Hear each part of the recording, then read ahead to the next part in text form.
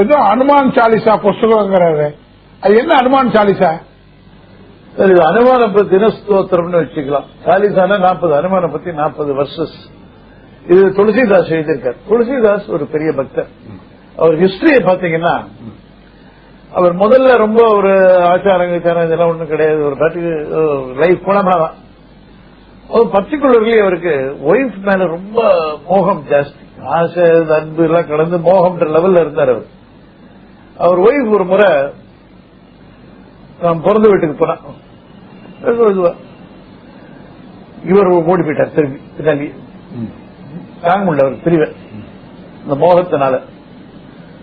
அவர் சொன்னா அந்த ரத்னாவளின்னு ஒய்ஃப் பேர், இப்படி என் பின்னால அலையறீங்களே, இதுக்கு பதிலா ராமர் பின்னால நினைச்சுட்டு அவர் மனசை நினைச்சுட்டு உங்க மனசாலே விட்டீங்கன்னா எவ்வளவு புண்ணியம் கிடைக்கும் உங்களுக்கு. இந்த மாதிரி பண்றேன். அப்ப என்னமோ சுரீர்னு உரைச்சது அவருக்கு. காசிக்கு போன, அங்க போய் நியமனிஷ்டைகள்லாம் ஆரம்பிச்சார். ஒரு ஆஸ்ட்ரியர் லைஃப், தூய்மையான லைஃப் லீடு பண்ணணும்ன்ற ஆசை வந்தது. அதுக்கப்புறம் சிவனை வேண்டிட்டார். சிவபெருமான் அவருக்கு அருள் புரிந்தார். நீ ராமச்சரித்திரத்தை எழுது அப்படின்னு சொன்னார்.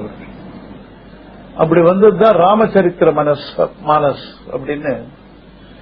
அதாவது ராமச்சரித்திரம் எனும் நீர்நிலை, அது எழுதினார்.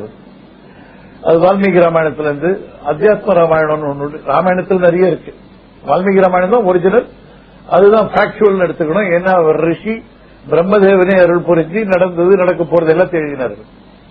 சோ அதுதான் ஒரிஜினல். மற்றதெல்லாம் கம்பராமாயணமா இருந்தாலும் சரி, துளசிதாஸ் ராமாயணமா இருந்தாலும் சரி, அடாப்டேஷன் தான் அதுல இருந்து. அதுல கம்பரனுடைய கவித்திறன், துளசிதாசனுடைய பக்தி மகிமை இதெல்லாம் சேரும் அதுல. ஆனா ஒரிஜினல் டெக்ஸ்ட் பார்த்தா இது வால்மீகி ராமாயணத்தை தான் எடுத்துக்கலாம். ஃபார் எக்ஸாம்பிள், வால்மீகி ராமாயணத்துல சீதையை ராவண அப்டக்ட் பண்ணிட்டு போறான். அதுல அவளை பிடிச்சி இழுத்துன்னு தான் போறான். பட் துளசிதாசுக்கு அது பொறுக்கல. சீத்தையை போய் இப்படி இழுத்துட்டு போறது. அவர் என்ன பண்ணிட்டார், அவர் ராமாயணத்துல எப்படி வரும்னா, அங்க சீத்தையே இல்ல, அது மாயா சீத்தை. சீத்தை மகாலட்சுமி தானே, அவர் தேவலோகம் திரும்பி போயிட்டா. அது ராமருக்கு சீத்தைக்கு மட்டும்தான் தெரியும். மாயா சீத்தை தான் ராவணன் எடுத்துட்டு போறான், அசோக மரத்தில் உட்காந்து வச்சான், எல்லாம் அதுதான் இப்படின்னு அவர் ராமாயணம். பட் ஃபேக்சுவல் என்னன்னா வால்மீகி ராமாயணம் தான். இவர் ஹனுமான் சாலிசாவும் அவர் தான் எழுதினார், துளசிதாஸ். அது காரிய சித்திக்காக படிக்கிற ஸ்லோகங்கள். அதுல என்ன சொல்லிருக்காங்கன்னா, வழக்கம் அதுல வர மரபு 21 days தினம் 7 முறை அதை படிச்சா நீ மனசுல நினைக்கிற காரியம் நடக்கும்.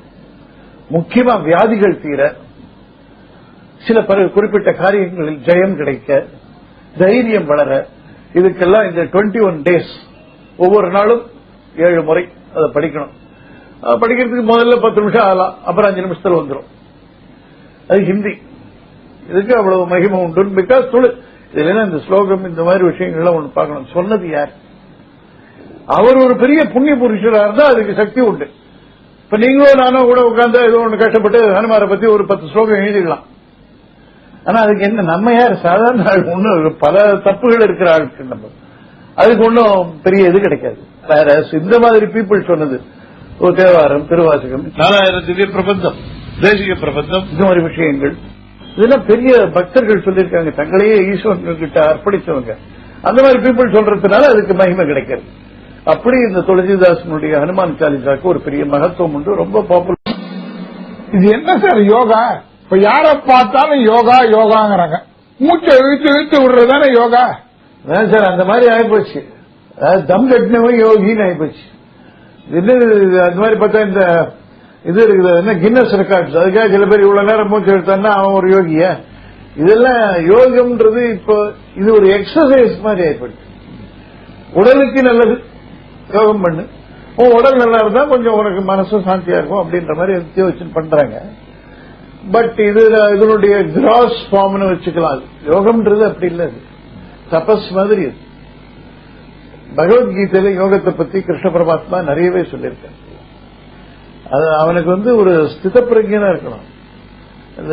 சந்தோஷம், துக்கம், வெயில், மழை இதெல்லாம் பத்தி அவன் தோல்வி, வெற்றி, அவமானம், மானம் இதெல்லாம் பத்தி அவன் கவலைப்படக்கூடாது. அதெல்லாம் ஒரு கடந்த நிலையில இருக்கணும். அதுக்கு கடும் முயற்சி தேவைன்றார். கடும் முயற்சியோட அர்ஜுனன் கேட்கிறான், சரி முயற்சி பண்றான், பாதியில ஒண்ணும் முடியல. அவனுக்கு எது இதுவும் இல்லாம அவனுக்கு அதுவும் இல்லாம 2 கட்டணம் போடுவானான்னு கேக்குறான். அப்படி இல்ல, அவனுக்கும் பலன் உண்டு. அவன் நல்ல உலகத்தை அடைஞ்சி மீண்டும் ஒரு நல்ல குலத்துல பிறப்பான். அவனுக்கு நல்ல குலம்னா குடும்பம், அதுல பிறப்பான். அவன் இன்னும் மேல வருவான். அவனுக்கு இன்னும் சில ஜென்மாக்கள் தேவைப்படும், அவ்வளவுதானே ஒழிய அவனுக்கு பலன் உண்டு. யோகிகளை பத்தி அவர் ரொம்ப உயர்வா சொல்றார். தபஸ்விபியோதிகோ யோகி ஞானிபியோபி மதோதிகா கர்மஜ்ய அதிகோ யோகி தஸ்மாத் யோகி பவ அர்ஜுன.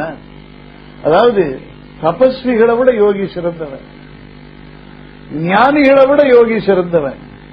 கர்மயோகம் நியாயமா கர்மாக்களை செய்து போறவனோட யோகி உயர்ந்தவன். அவன் இந்த மாதிரி எல்லாரோட உயர்ந்தவனா இருக்கிறதுனால, அவ்வளவு உயர்ந்த நிலையா இருக்கிறதுனால, அர்ஜுனா நீயும் யோகியாக முயற்சிப்பாயாக அப்படின்ற. அப்பதான் அவன் கேட்கிறான், பாதியில் விட்டா என்ன கதின்னு. அதுக்கும் ஒரு நல்ல இது பலன் உண்டுன்னு சொல்றாரு.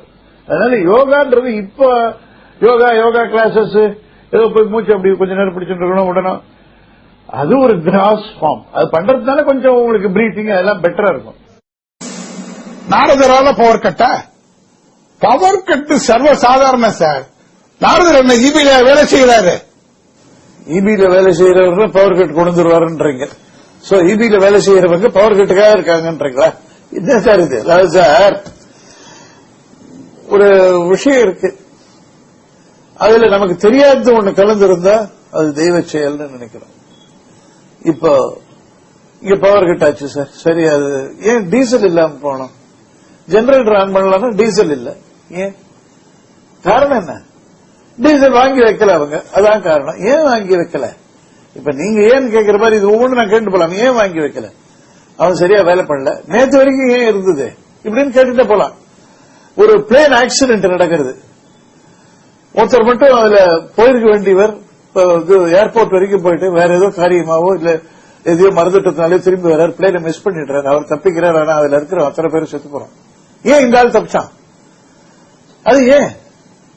அவர் கிட்ட டிக்கெட் இல்ல, அவர் ஏதோ மறந்துட்டாரு, அதுக்காக திரும்பி வந்துட்டாரு. ஏன் அப்படி நடந்தது இப்படின்னு கேட்டுட்டே போலாம். அதெல்லாம் அதிருஷ்டம் அப்படின்னு விடுறோம். அதிருஷ்டம் என்ன? திருஷ்டம்னா பார்வை உடையது, திருஷ்டி உடையது திருஷ்டம். அதிருஷ்டம்னா பார்வைக்கு அப்பாற்பட்டது, பார்வையில் இல்ல. அந்த மாதிரி விஷயங்கள் நடக்கிறப்போ அது தெய்வ செயல்.